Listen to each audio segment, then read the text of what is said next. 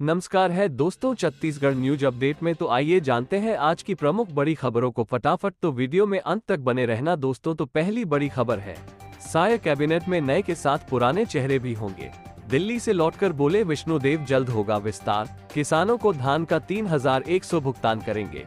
छत्तीसगढ़ के सीएम विष्णुदेव साय की कैबिनेट का विस्तार जल्द होगा। कैबिनेट में नए विधायकों के साथ ही पुराने और अनुभवी चेहरे भी होंगे। ये बात खुद सीएम विष्णुदेव साय ने दिल्ली से लौटकर कही है। एयरपोर्ट पर चर्चा के दौरान उन्होंने ये भी कहा कि रविवार शाम को दिल्ली में बीजेपी के राष्ट्रीय अध्यक्ष जेपी नड्डा और गृह मंत्री अमित शाह के साथ बैठक हुई है। बैठक में मंत्रिमंडल और प्रदेश में शुरू की जाने वाले कुछ योजनाओं को लेकर चर्चा हुई है। साय ने धान खरीदी को लेकर कहा कि किसानों को मोदी की गारंटी के अनुसार 3100 रुपए प्रति क्विंटल के हिसाब से भुगतान करेंगे। किसानों से 21 क्विंटल प्रति 1 एकड़ धान खरीदा जाएगा। बीजेपी सूत्रों के मुताबिक सीएम साय की राष्ट्रीय अध्यक्ष जेपी नड्डा और गृह मंत्री अमित शाह के साथ करीब 1 घंटे तक बैठक हुई है। इस बैठक में साय के अलावा दोनों डिप्टी सीएम भी मौजूद रहे हैं। इस दौरान किन विधायकों को मंत्रिमंडल में शामिल किया जाएगा, उनके संभावित नामों को लेकर चर्चा होने की जानकारी सामने आ रही है। मंत्रिमंडल में इन्हें मिल सकती है जगह। बृजमोहन अग्रवाल, विक्रम उसेंडी, केदार कश्यप, रामविचार नेताम, धर्मलाल कौशिक, ओपी चौधरी, राजेश मूणत, अमर अग्रवाल, डोमन लाल कोरसेवाडा, रेणुका सिंह और अजय चंद्राकर को जगह मिल सकती है। दिल्ली दौरे से लौटे सीएम साय ने धान खरीदी को लेकर भी बड़ा बयान दिया है। उन्होंने कहा, जो भी किसान धान बेच रहे हैं उन्हें मोदी की गारंटी के हिसाब से धान मिलेगा। हम उन्हें मोदी की गारंटी के अनुसार 3100 रुपए प्रति क्विंटल के हिसाब से भुगतान करेंगे। किसानों से 1 एकड़ में 21 क्विंटल धान खरीदा जाएगा। साथ ही अगली बड़ी खबर सामने आई है, स्कूल बस और स्कॉर्पियो की टक्कर, टीचर का टूटा पैर। बिलासपुर में 4 बच्चों को आई गंभीर चोटें, पिकनिक मनाकर लौट रहे थे वापस। छत्तीसगढ़ के बिलासपुर में स्कूली बस और स्कॉर्पियो की जोरदार टक्कर हो गई। इस सड़क हादसे में 4 स्कूली बच्चे घायल हो गए हैं, जबकि एक शिक्षक का पैर टूट गया है। घायलों को अस्पताल में भर्ती कराया गया है। वहीं भिड़ंत में स्कूली बस और स्कॉर्पियो के परखच्चे उड़ गए हैं। मिली जानकारी के मुताबिक बिलासपुर अंबिकापुर नेशनल हाईवे पर स्कॉर्पियो और स्कूली बस की आमने सामने की टक्कर हुई है। हादसा रतनपुर ओवरब्रिज के पास का है। बताया जा रहा है कि शिक्षकों के साथ स्कूली बच्चे पिकनिक मनाकर लौट रहे थे, तभी हादसे का शिकार हो गए। बताया जा रहा है कि स्कॉर्पियो में 8-10 लोग सवार थे, जबकि स्कूली बस में छात्र और शिक्षक समेत 22 लोग सवार थे। इनमें से 4 छात्र घायल हुए हैं और एक शिक्षक गंभीर रूप से घायल है। पुलिस से मिली जानकारी के मुताबिक सभी स्कूली बच्चे पामगढ़ के हैं। चारों बच्चों को गंभीर चोटें आई है। स्कॉर्पियो का ड्राइवर भी जख्मी हुआ है। घायलों का रतनपुर के अस्पताल में इलाज चल रहा है। फिलहाल सभी खतरे से बाहर है। साथ ही अगली बड़ी खबर सामने आई है, सरगुजा में कड़ाके की ठंड, अलाव जलाने के निर्देश। नगरीय और पंचायत क्षेत्रों के सार्वजनिक स्थलों पर जलने लगे अलाव, अभी और बढ़ेगी ठंडी। सरगुजा जिले में बड़े ठंड के प्रकोप के देखते हुए कलेक्टर कुंदन कुमार ने निकाय क्षेत्रों के साथ ही सभी मुख्य नगर पालिका अधिकारी और जनपद पंचायत मुख्य कार्यपालन अधिकारियों को चौक चौराहों और आबादी वाले स्थलों पर अलाव जलाने के निर्देश दिए हैं। कलेक्टर के निर्देश के बाद अंबिकापुर नगर निगम क्षेत्र में कई स्थानों पर अलाव जलने लगे हैं। सरगुजा संभाग में ठंड का प्रकोप आगामी दिनों में और बढ़ने के संकेत है। उत्तरी सर्द हवाओं के कारण सरगुजा संभाग में कड़ाके की ठंड पड़ रही है। यहां 3 दिनों से न्यूनतम तापमान 6 डिग्री के आसपास बना हुआ है। रविवार को अंबिकापुर का न्यूनतम तापमान 6.3 डिग्री दर्ज किया गया। वहीं मैनपाट में न्यूनतम तापमान 4 डिग्री दर्ज किया गया है। संभाग के पाट क्षेत्रों में न्यूनतम तापमान 4 डिग्री से नीचे है। कड़ाके की ठंड के कारण जनजीवन अस्त व्यस्त हो गया है। कलेक्टर कुंदन कुमार ने निकाय क्षेत्रों के साथ ही पंचायतों में भी सार्वजनिक स्थानों पर अलाव जलाने के निर्देश दिए हैं। कलेक्टर ने कहा है कि जिले में पिछले कुछ दिनों से लगातार तापमान गिर रहा है, जिसके चलते शीतलहर का प्रकोप जारी है। आने वाले दिनों में इसमें और अधिक गिरावट होने की आशंका जताई जा रही है। कलेक्टर ने नगरीय निकाय, ग्राम पंचायत, बड़े कस्बे और आबादी वाले स्थान जैसे बस स्टैंड, रेलवे स्टेशन, चौक चौराहों पर अलाव की व्यवस्था तत्काल करने का निर्देश दिया है। साथ ही अगली बड़ी खबर सामने आई है, रायपुर में खुले में मांस बेचा तो होगा एक्शन। निगम अधिकारी बोले, आसपास फैलती है गंदगी। 19 दिसंबर को बंद रहेगी चिकन मटन दुकान। छत्तीसगढ़ में भाजपा की सरकार बनते ही बुलडोजर कार्रवाई के बाद अब खुले में चिकन मटन बेचने वालों पर कार्रवाई की तैयारी जा रही है।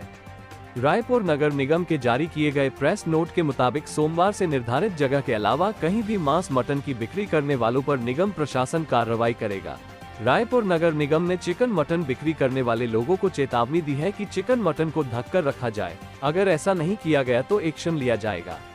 निगम प्रशासन के अधिकारियों ने बताया कि लगातार शिकायत मिल रही है कि मांस मटन का विक्रय कहीं भी किया जा रहा है। अधिकारियों ने कहा कि इससे आसपास के क्षेत्र में गंदगी फैल जाती है और वातावरण भी दूषित हो रहा है। मांस मटन बेचने के लिए शहर के अलग अलग इलाकों में जगह निर्धारित की गई है। निर्धारित जगह के अलावा कहीं भी इसे बेचते पाए जाने पर सोमवार से बिक्री करने वालों के खिलाफ कार्रवाई की जाएगी। इससे पहले भिलाई में भी ऐसी कार्रवाई की गई है। भिलाई नगर निगम का बुलडोजर गुरुवार शाम 18 नंबर रोड स्थित सुभाष चौक पर पहुंचा और यहां संचालित 23 मांस मटन की दुकानों को तोड़कर धराशायी कर दिया। भिलाई नगर निगम ने खुले में अवैध रूप से मांस, मटन, मछली बेचने वालों के खिलाफ गुरुवार को कार्रवाई की। 18 दिसंबर को गुरु घासीदास जयंती और 19 दिसंबर को संत तारण तरण जयंती के अवसर पर रायपुर शहर में मांस मटन बिक्री पर प्रतिबंध है। नगर पालिक निगम रायपुर ने इसके लिए आदेश भी निकाला है। आदेश के मुताबिक 2 दिनों में अगर कोई मांस विक्रय करते पाए जाता है तो मांस जब्त कर दुकान संचालक के खिलाफ कार्रवाई की जाएगी।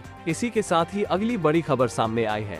पूर्व मुख्यमंत्री डॉक्टर रमन सिंह ने भाजपा के राष्ट्रीय उपाध्यक्ष पद से दिया इस्तीफा, ये है वजह। विधानसभा में अध्यक्ष पद के लिए नामांकन सौंपने के बाद छत्तीसगढ़ के पूर्व मुख्यमंत्री डॉक्टर रमन सिंह ने भारतीय जनता पार्टी के राष्ट्रीय उपाध्यक्ष पद से त्यागपत्र दिया है। पूर्व मुख्यमंत्री डॉक्टर रमन सिंह ने भारतीय जनता पार्टी के राष्ट्रीय अध्यक्ष जेपी नड्डा को भेजे इस त्यागपत्र में लिखा है कि वर्तमान में भारतीय जनता पार्टी के राष्ट्रीय उपाध्यक्ष पद का निर्वहन कर रहा हूं, लेकिन भारतीय जनता पार्टी द्वारा मुझे छत्तीसगढ़ विधानसभा अध्यक्ष पद हेतु नामित किया गया है। अतः भारतीय जनता पार्टी के राष्ट्रीय उपाध्यक्ष से मेरा त्यागपत्र सादर प्रस्तुत है। कृपया मेरा त्यागपत्र स्वीकार किया जाए। साथ ही अगली बड़ी खबर सामने आई है। एनएच में बोलेरो और ट्रैक्टर के बीच हुई जबरदस्त भिड़ंत, 2 टुकड़ों में बंटा ट्रैक्टर, 10 लोग घायल। उधर चलती कार में लगी आग। गरियाबंद जिले में 2 अलग अलग भीषण सड़क हादसे हुए हैं। पहली घटना नेशनल हाईवे में हुआ, जहां बोलेरो और ट्रैक्टर में जायदार टक्कर से ट्रैक्टर के 2 टुकड़े हो गए। इस हादसे में 10 लोग घायल हो गए हैं। वहीं देवभोग में एक चलती कार में आग लग गई, इससे कार धू कर जल उठा। मिली जानकारी के अनुसार शनिवार देर रात national highway 130C Mainpur Gariaband मुख्य मार्ग में मैनपुर से महज 4 किलोमीटर दूर एक ट्रैक्टर और बोलेरो वाहन में जबरदस्त भिड़ंत हो गई। हादसे में ट्रैक्टर बीच से टूटकर 2 हिस्सों में बंट गया और 10 फीट नीचे खाई में ट्रैक्टर का एक हिस्सा गिर गया। वहीं बोलेरो वाहन के सामने हिस्से के परखच्चे उड़ गए हैं। बताया जा रहा है कि मैनपुर से गरियाबंद की ओर जा रहे ट्रैक्टर की सिर्फ एक हेडलाइट जल रही थी। सामने से एक बोलेरो वाहन तेज गति से मैनपुर की ओर आ रहा था। इस दौरान बाइक समझकर बोलेरो साइड कम दिया, जिससे जबरदस्त टक्कर हो गया। घटना के बाद मौके पर ट्राली भी मौजूद था, जिसे रातों रात पुलिस की जानकारी के बगैर हटा दिया गया है। दुर्घटना में 10 लोगों के घायल होने की जानकारी मिली है। घटना के बाद मैनपुर सामुदायिक स्वास्थ्य केंद्र में 10 लोगों को लाया गया। इसमें कई लोगों के पैर, चेहरे, घुटने, कंधा और गला में गंभीर चोट आई है, जिनका प्राथमिक उपचार किया गया। घायलों में 3 लोग ग्राम मोंदा, 6 लोग ग्राम चलकीपारा और 1 जिडार के ग्रामीण बताए जा रहे हैं। इसमें महिला पुरुष शामिल है। इस घटना को लेकर मैनपुर थाना प्रभारी शिवशंकर हुर्रा ने बताया कि ट्रैक्टर और बोलेरो वाहन में भिड़ंत होने की जानकारी मिली है। पुलिस बल मौके पर पहुंचकर कार्रवाई कर रही है। वहीं देवभोग में एक चलती नैनो कार में आग लग गई। कार में गिरशूल के शिक्षक अपने सहयोगी के साथ सवार थे। आग लगते ही दोनों ने चलती कार से कूदकर अपनी जान बचाई, जबकि कार धू कर जल गया। बने रहिए दोस्तों, साथ ही अगली बड़ी खबर सामने आई है। 13 लाख की धोखाधड़ी करने का मामला, 9 महीने बाद असम से पुलिस ने किया गिरफ्तार। भिलाई नगर कोतवाली थाना पुलिस ने करीब 9 महीने पहले 13 लाख की धोखाधड़ी करने वाले आरोपी को आसाम के होजाई से गिरफ्तार किया है। आरोपी परीक्षित ने फाइनेंस कंपनी में इन्वेस्टमेंट कर दोगुना रकम करने का झांसा देकर आरोपी को फंसाया था और 6 महीने के अंदर किश्तों में 13 लाख रुपए जमा कराए थे। जब प्रार्थी को ठगे जाने का एहसास हुआ तो उसने भिलाई नगर थाना में अपनी रिपोर्ट दर्ज कराई, जिसके बाद पुलिस ने जमा किए गए रकम के खातों को खंगालना शुरू किया और मोबाइल नंबर के आधार पर आरोपी की लोकेशन असम में खोज निकाली। पुलिस जब आरोपी तक पहुंची तो आरोपी ने धोखाधड़ी करना भी स्वीकार किया। इस पूरी कार्रवाई में भिलाई कोतवाली पुलिस के साथ ACCU की टीम ने खास भूमिका निभाई। पुलिस ने बताया कि आरोपी ने कई अन्य राज्यों के लोगों से भी धोखाधड़ी की है। वो चंडीगढ़ में अपनी फाइनेंस कंपनी होने की जानकारी देकर विज्ञापन देता था और लोग इसी विज्ञापन के जरिए झांसे में आते थे। साथ ही अगली बड़ी खबर सामने आई है, रुपये लेते धान खरीदी केंद्र प्रभारी का वीडियो वायरल, तत्काल हुए सस्पेंड, अब दे रहे सफाई। जांजगीर चांपा जिले अकलतरा ब्लॉक के अमोरा गांव के धान खरीदी प्रभारी देवेंद्र सिंह को सस्पेंड कर दिया गया है। किसान से रुपये लेते वीडियो वायरल होने के बाद ये कार्रवाई की गई है। सहकारी संस्थाएं के उप पंजीयक ने सस्पेंशन का आदेश जारी कर दिया है। दरअसल अमोरा गांव के धान खरीदी प्रभारी देवेंद्र सिंह का किसान से रुपये लेते वीडियो वायरल हुआ था, जिसके बाद अकलतरा के सहकारिता विस्तार अधिकारी ने मामले की जांच की और रुपये लेने की पुष्टि होने के बाद खरीदी प्रभारी देवेंद्र सिंह को निलंबित कर दिया है। वहीं इस वीडियो के वायरल होने और सस्पेंशन के बाद धान खरीदी केंद्र का प्रभारी अपनी सफाई देने में जुटा हुआ है। निलंबित प्रभारी का कहना है कि यह कृत्य उसके दुश्मनों ने किया है। उसने अपने ऑपरेटर्स को सामान लाने के लिए पैसे दिए थे, जिसे वो किसान में माध्यम से वापस कर रहा था, लेकिन इसी दौरान उसका वीडियो बना लिया गया। साथ ही अगली बड़ी खबर सामने आई है, 3 चोरियों का खुलासा, युवती समेत 5 आरोपी गिरफ्तार। बिलासपुर 3 चोरियों का खुलासा हुआ है। इस कार्रवाई में युवती समेत 5 आरोपी गिरफ्तार किए गए हैं। बिलासपुर और जांजगीर चांपा जिलों से पुलिस ने दबोचे हैं। आरोपियों में नाबालिग भी शामिल है। कब्जे से सोना, चांदी के आभूषण, स्कूटी, मोबाइल और करीब 4 लाख रुपए के माल बरामद किए गए हैं। ACCU बिलासपुर, थाना सिविल लाइन और सकरी थाना पुलिस ने संयुक्त कार्रवाई कर चोरी के मामलों का खुलासा किया है। दरअसल SP के निर्देश पर पुलिस एक्शन मोड में है। शिकायतों पर त्वरित कार्रवाई की जा रही है। इसी के साथ ही अगली बड़ी खबर सामने आई है, कर्ज माफी के वादे से मुकर रही बीजेपी। दीपक बैज बोले, किसान आत्महत्या का दौर फिर से वापस आ गया। नारायणपुर के कुकड़ाझोर गांव के एक किसान आत्महत्या को लेकर विपक्ष लगातार सरकार पर हमलावर है। प्रदेश कांग्रेस अध्यक्ष दीपक बैज ने कहा, सरकार आते ही बीजेपी में वादा खिलाफी का दौर जारी है। अगर भाजपा सरकार ने पहली कैबिनेट में 2 लाख तक कर्ज माफ कर दिया होता तो किसान को आत्महत्या नहीं करना पड़ता। दीपक बैज ने कहा कि किसान हीरू बड़ई के ऊपर 1.24 लाख का कर्ज था, उसको कर्ज माफी का भरोसा था। उनके बेटे की भी शादी थी। कर्ज वसूली के नोटिस से वो मानसिक दबाव में आ गए थे। दीपक बैज ने बताया कि मृतक किसान के बेटे ने भी कहा कि भाजपा के लोग चुनाव प्रचार के दौरान 2 लाख रुपए कर्ज माफ करने की बात कहकर गए थे। सरकार के कर्ज माफी के निर्णय नहीं लेने से वो बहुत परेशान रहते थे। भाजपा 2 लाख की कर्ज माफी का वायदा कर मुकर रही है। दीपक बैज ने कहा कि भाजपा के कई नेताओं ने अपने चुनाव प्रचार के दौरान किसानों के कर्ज माफी करने का वायदा अपने भाषणों में किया था। इस संबंध में पंपलेट भी बांटे थे।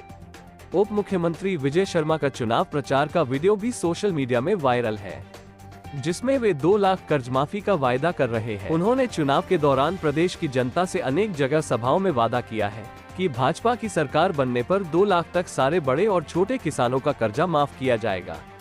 अब भाजपा की सरकार बन गई है तो भाजपा कर्ज माफी के वायदे से मुकर रही है, जिससे किसान दुखी और परेशान है। साथ ही अगली बड़ी खबर सामने आई है, पुरानी रंजिश के चलते युवक की हत्या।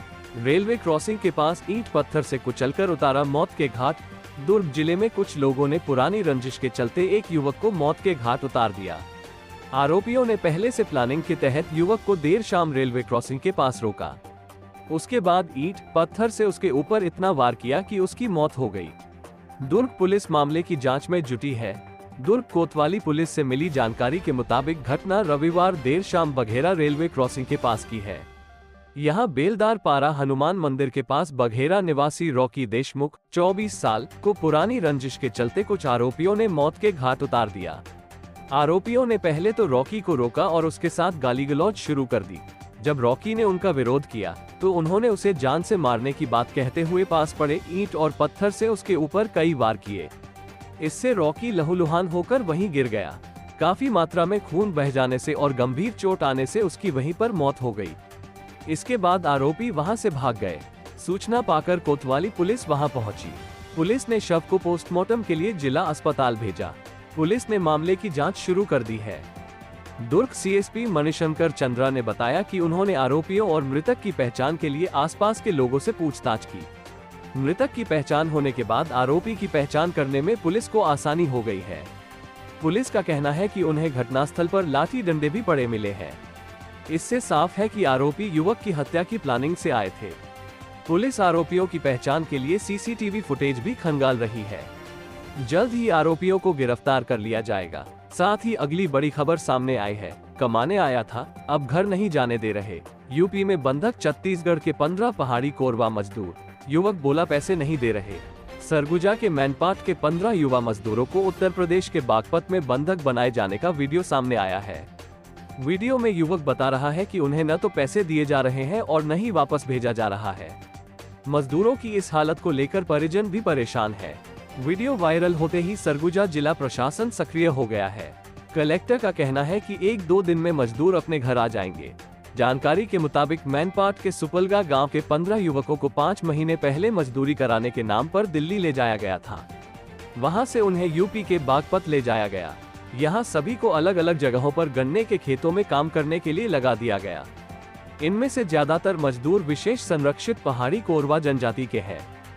बंधक श्रमिकों में सुपलगा गांव के रोहित 19 वर्ष, जसमन 22 वर्ष, संदीप 20 वर्ष, अजीत 22 वर्ष, हरिनाथ 19 वर्ष समेत 15 युवक शामिल हैं। वे मोबाइल के जरिए अपने परिवार वालों के संपर्क में हैं। परेशान परिजनों ने बताया कि वे वापस आना चाहते हैं, लेकिन उन्हें काम में लगाने वाले कह रहे हैं कि साल भर काम करना पड़ेगा। अभी 6-7 महीने बचे हैं। श्रमिकों को उनकी मजदूरी का भुगतान भी नहीं किया जा रहा, जिससे वे वापस नहीं आ पा रहे हैं। साथ ही अगली बड़ी खबर है, दुर्ग में बाइक पर कपल का बेशर्म रोमांस, फ्यूल टैंक पर गर्लफ्रेंड को बैठाया, अपने साथ दूसरों की भी जान जोखिम में डाली। दुर्ग जिले में बाइक के फ्यूल टैंक पर लड़की को बैठाकर फर्राटे भरते आशिक का वीडियो सामने आया है। युवक NH 56 पर अपनी गर्लफ्रेंड को बाइक के आगे बैठाकर रायपुर से भिलाई की तरफ जा रहा था। हैरानी ये है कि रायपुर से लेकर भिलाई 3 चौक तक कई चौराहों में ट्रैफिक पुलिसकर्मी तैनात रहते हैं। इसके बाद भी जोड़े की बेशर्मी पर कोई कार्रवाई नहीं हुई। ये वीडियो मीडिया को दुर्ग के एक जिम्मेदार नागरिक ने भेजा है। उन्होंने बताया कि वे अपने परिवार के साथ रायपुर से भिलाई आ रहे थे। इसी दौरान भिलाई 3 चौक के पास एक युवक बाइक से तेजी से निकला। उस युवक ने बाइक के आगे फ्यूल टैंक पर लड़की को बैठाया हुआ था। वो लड़की उसकी बाहों में बाहें डाले बैठी थी और लड़का तेज रफ्तार से बाइक चला रहा था। बाइक या स्कूटर में आगे लड़की को बैठाकर चलाने वाले वीडियो आए दिन वायरल हो रहे हैं। सबसे अधिक हादसे दुर्ग समेत रायपुर और बिलासपुर में देखने को मिले हैं। पुलिस ने कई मामलों में मनचले वाहन चालकों पर 10,000 का चालान समेत नियमानुसार कार्रवाई भी की है, लेकिन इसके बाद भी बेशर्मी पर रोक नहीं लग रही।